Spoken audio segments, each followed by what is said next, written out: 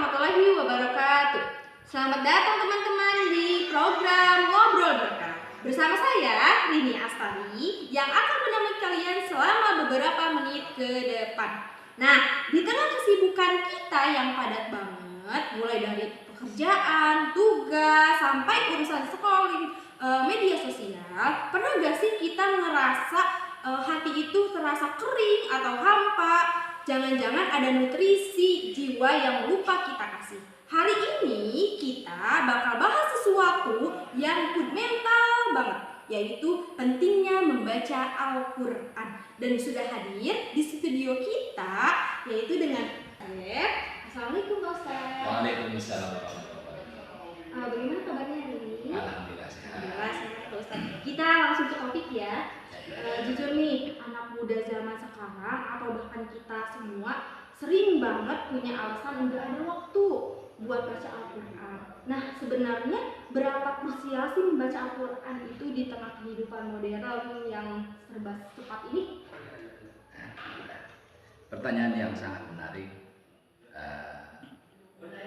Seberapa krusial membaca Al-Quran di tengah-tengah kehidupan yang serba cepat seperti saat ini ya?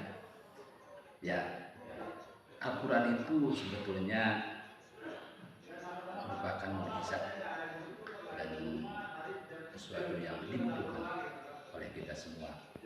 Maka sebetulnya jangan sampai kita mencari waktu luang atau menunggu waktu luang ya. Jangan sampai menunggu waktu luang untuk baca Al-Quran. Tapi justru kita harus meluangkan waktu. Kalau menunggu waktu luang berarti hanya sisa-sisa saja. Tapi justru di sini kita harus meluangkan waktu untuk membaca Al-Quran. Mau itu 1 jam kan, atau setengah jam atau bahkan 5 menit. Ya, karena tanpa Al-Quran kita hidup itu seperti orang yang akan menuju pada suatu rute tapi tanpa peta.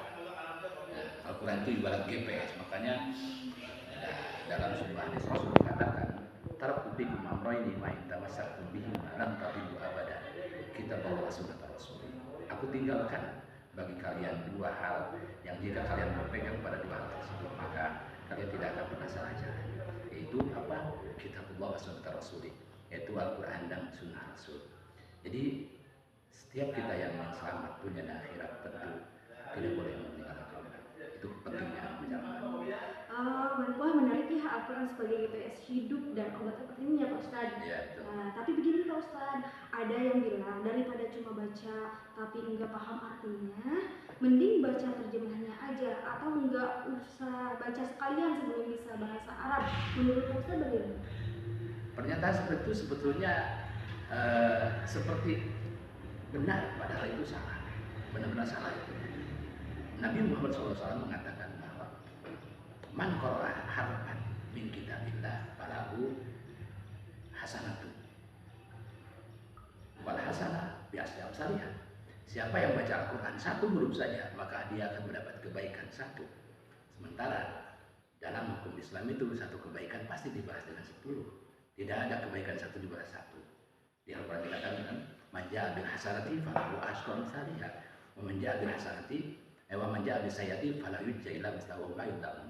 Siapa yang mengerjakan 1 kebaikan maka Allah balas 10 kebaikan. Maka membaca Al-Quran 1 huruf saja kita akan mendapatkan 1 kali 10 kebaikan, 10 kebaikan. Itu baca 1 itu dikatakan membaca, bukan memahami. Jadi jangan salah ya. Jangan sampai ada pikiran dalam mindset kita bahwa daripada kita baca Al-Quran nggak paham maknanya mending nggak usah baca Al-Quran atau baca terus. Jangan begitu ya. Baca saja Al-Quran. 1 huruf saja kita dapat 1 kali 10 kebaikan. Berarti 1 huruf 1 kebaikan. Rasul mengatakan alif lam mim itu bukan 1 huruf, 3 huruf. Alif lam mim atau alif lam mim. Alif 1 huruf, lam 1 huruf, mim 1 huruf. Coba kita bayangkan berapa banyak pahala yang kita dapat. Kita baca alif lam mim di awal Baqarah. 3 huruf itu kita dapat 30 kebaikan tanpa kita paham maknanya. Jadi kita harus paham ya. Dalam definisi Al-Quran saya dikatakan bahwa Al-Quran adalah kalamullah al-munazzal ala Nabi Rasulullah SAW al-muta'abbad bitilawati. Bahwa Al-Quran adalah kalamullah yang diturunkan kepada Nabi Muhammad SAW yang jadi nilai ibadah dengan dibacanya. Masya Allah. Bahkan yang terbata-bata pun di akhirat itu diberi 2 pahala oleh Allah. Ya Pak Ustadz. Betul betul betul. Itu tadi dikatakan bahwa dalam suatu hadis al-mahir bil Quran, al-mahir bil Quran masafaratul kiramil bararah, bahwa orang yang mahir membaca Al-Quran nanti akan disetarakan atau dibersamakan dengan mereka para malaikat al-kiramil bararah. Sementara waladzi yaqra'ul Quran wa yatata'u fihi wa huwa alaihi syaqun lahu ajrun. Orang yang membaca Al-Quran terbata-bata, dia merasa kesulitan, dia akan mendapatkan 2 pahala. Berarti nggak ada alasan buat minder ya Pak Ustadz? Ya nggak usah minder. Nah buat kita-kita yang pengen mulai membangun kebiasaan membaca Al-Quran lagi dari nol, Pak Ustadz, ada tipsnya nggak sih Pak Ustadz? Praktis enggak? Ada tipsnya nggak? Oke, tips yang pertama kita ingat bahwa Rasul pernah mengatakan afdhalul amal adwamuhu wa in qalla. Jadi sebaik-baik amal adalah yang paling konsisten, berkesinambungan meskipun itu hanya sedikit. Hanya sedikit. Jadi bila nggak usah kerja target terlalu gede, terlalu besar, kita nggak usah 1 juz 1 hari, nggak usah 2 juz, cukuplah 1 bulan atau bahkan 1 halaman atau bahkan 1 ayat juga apa-apa. Ada istilah one day one ayat lah, nggak apa-apa. Yang penting konsisten aja terus. Insya Allah. Yang kedua, kita punya gadget itu bisa kita isi dengan aplikasi-aplikasi Al-Quran, baik hanya Al-Qurannya saja, mushafnya saja, atau bahkan dengan tafsir. Sebenarnya sekarang udah serba dipermudah. Nah itu ya. Kemudian yang terakhir, Pak Ustadz, jadi mulai dari yang kecil ya, mulai dari yang kecil saja. Maksudnya dari yang kecil itu tadi dikatakan bahwa gak usah terlalu punya target terlalu tinggi lah, cukup dengan hal-hal yang kecil saja dulu. Pagi-pagi kita baca 1 atau 2 ayat, nanti siang juga 1 atau 2 ayat, sore 1 atau 2 ayat, itu insya Allah sudah cukup seperti itu. Pak Ustadz boleh minta closing statement atau pesan penutup untuk sahabat di rumah? Oke, sahabat-sahabat yang budiman, perlu kita ingat bahwa kita hidup di dunia ini punya tugas yaitu beribadah. Di antara salah satu ibadah yang paling utama adalah membaca Al-Quran. Bahkan dikatakan oleh Rasulullah SAW bahwa al-baitul ladzi yuqra'u fil Qur'an, al-baitul ladzi yuqra'u fil Qur'an yatara'a li ahli samai kama tatara'a nujum li ahli al-ardi.